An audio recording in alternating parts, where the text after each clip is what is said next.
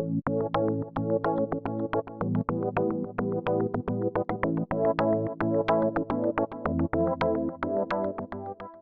guys, Chrono here. I wanted to go over a custom map tip for my more advanced custom map makers out there. It's called, well, I call it nested rotations, or nested animations. Basically what you do is you put an animation on a game object and then child something underneath that, and there's a bit of an offset in its position. So we're gonna go through and do that really quickly.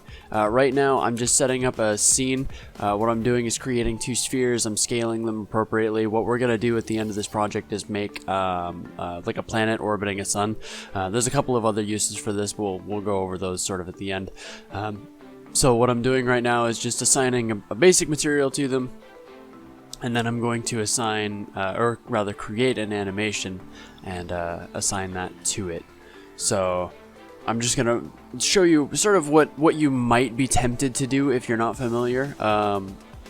As a reminder, you have to go in and enable legacy on all of your animations. So what you might be tempted to do on your first animation is to assign the animation and then sort of like map out all of its positions individually, and that's not really what we want for a smooth animation. So again, I'm just gonna go out to frame 480, which is like 4 seconds, I think.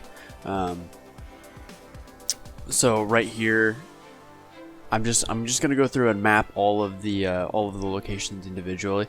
I started my orbit at 40 units away from the sun, so I want to be 40 units away at all 4 corners. And you can see when we play it, it kind of works, but it looks like it's moving in sort of a straight line in between points, right? And that's not really what we want. So instead of doing that, we're going to create a new animation. But first we have to disable the one that's on the planet. I'm going to show you sort of a different way of doing it. So what we're going to do is create a game object called rotation offset, and this is just an empty game object. We're going to reset it so that all of its components are 0. We're going to create a new animation. We're going to assign it to that rotation offset model, and again, make sure that you set these to legacy. You can see I forgot to do that, so I'm going to show you sort of what it's going to look like if it's not correct. You can see in the animation window down at the bottom, it wouldn't let me do anything, and in the console it says that you have to have it as a legacy animation. So go in and set it as a legacy, then you can sort of like click something else, or what actually I guess what I do is I just remove the animation and put it back in. So switch it to bad orbit and then switch it to good orbit, and then I have to like delete bad orbit and then delete that slot. It's kind of jank to get it to reload like that, but just keep playing with it, you'll get it eventually. So again, I'm gonna go out to 480, which is 4 seconds of animation. Hit the record button to enable editing, and then out at frame 480, I want it to be I want that rotation value to be 360. So between frame 0 and frame 480, I want it to do a full 360-degree rotation. So we're going to enable a loop on that so that it will do it eternally, and then I just deselected the object so you can't see it rotating. So you can see just that empty game object is rotating. So then what we're going to do, this is the trick, we're going to make the planet a child of the rotation offset. So its position is now going to rotate around with the direction of that offset game object. So you can see I screwed up a little bit here. It slows down when it reaches the end of its loop, and that's something that we can change with the dope sheet curves. Down in the animation editor, you hit curves.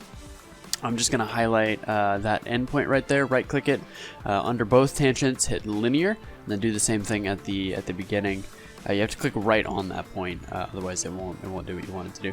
So now it's a linear motion. There's no acceleration or deceleration. It's just going to move smoothly in a circle at the same speed, just like you would have a planet orbiting a sun. So yeah, that's how you would do the smooth animation. I'm actually going to take this one step further. What I want to do now is add a vertical offset. I want the orbit to be ecliptic or inclined relative to the orbital plane of the sun. So I want to have a bit of vertical offset. So to do that, I'm actually going to do sort of the same thing. I'm going to create a new animation. I'm going to name this one vertical offset after I set it to legacy. Eventually. There we go. Debug, legacy, and back to normal. Perfect. So then rename new animation to vertical offset. And I'm keeping the naming convention. I guess technically you don't need to. Create a new game object with Control-Shift-N. Make sure you reset its transforms. That's actually really important, otherwise you're going to have some weird offsets. So then I made the rotation offset a child of vertical offset. I'm going to put the vertical offset animation in there. This, again, needs to be 480 frames. We want all of our animations to be the same length in this instance. There might be some instances where you would want them to be offset to provide a bit more unpredictable animation. But this isn't one of those. For us, for this specific example, we don't really need it. So go out to frame 480. Okay, so this is going to be in my end state, and in my end state, I want it to be lower. Playing around with it, 20 looks pretty good, so we're just going to do minus 20 at the end. We're going to go back to frame 0. We're going to be minus 20 at the beginning as well. It's really important that our ending and our beginning frames are exactly the same so that there's no weirdness. So then in the middle, we're going to have it be positive 20. So it's going to go from negative 20 to positive 20 as it's rotating. So the cool thing with this is that both of those animations are going to be playing at the same time, right? So it's going to be rotating around in a circle just like it was before, but it's also going to be moving up and down now. So you can have nested animations like that to provide really complex, really accurate motion instead of having to do all of these keyframes by hand and still not getting a perfect result like this. There are a lot of situations where keyframing by hand is important, but if you already know how to do that, this will really elevate your animation game to the next level. So yeah, that's pretty much the gist of it, and there's a lot of potential uses for this. You could use it for maybe animating a jet up in the sky or something like that. I actually used this technique on Voyager. The animated skybox is actually a giant cube with pictures of that skybox mapped to the sides of the cube. So I was gonna do just the cube rotating in space like just straight on, but I wanted it to be a little bit offset, so I made an empty object that was just sort of like tilted basically, and then another object inside of that contained the cube, and that was what was rotated. So it was the skybox is now rotating at an angle relative to the map, which is a really cool way of doing it. So there's a lot of potential uses for this, but it is a little bit more advanced. So this is sort of an intermediate advanced tutorial for people who are already familiar with the custom maps. Anyway, this has been Chrono Spectrum. Thank you guys very much for watching, and I'll see you guys next time.